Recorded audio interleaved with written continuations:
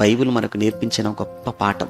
అదే 39వ కీర్తనలో కూడా 5వ వచనంలో దావీదు గారు మాట్లాడుతూ, నా దినముల పరిమాణము నీవు బెత్తెడంతగా చేసి ఉన్నావు.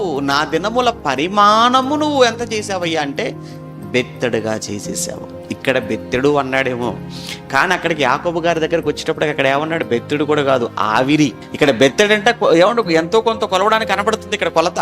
అక్కడికి వెళ్ళేటప్పటికి అన్నాడు, నో మోర్, వద్దురా, బెత్తెడు కూడా నీకు చాలా ఎక్కువైపోయింది, ఎందుకంటే బాగా ఓవర్ అయిపోతున్నారు మీరు, కానీ ఇంకా ఎక్కువ ఇచ్చేసాను అనుకోండి ఇంకా ఎక్కువ ముడగట్టేస్తారు పాపాలు. నాకు మిమ్మల్ని ఎంతకాలం అని భరించాలి, ఇంకా ఎంతకాలం అని చూడాలి, అందుకే ఆవిరిగా మార్చి పడేస్తున్నాను అంతే. అలా కనబడతావు, అలా మాయమైపోతావు. ఈ రోజు ఉంటావు, రేపటికి మాయమైపోతావు. ఈ క్షణానికి ఉంటావు, మరుసటి క్షణానికి చావు వార్త. ఎన్ని వినట్లేదు మనం, ఎన్ని వినట్లేదు, రోజు ఎన్ని చూడట్లేదు. మరి ఇవన్నీ మనం వింటూ కూడా, ఇవన్నీ మనం చూస్తూ కూడా మనలో మార్పు రాకపోతే ఎందుకండి?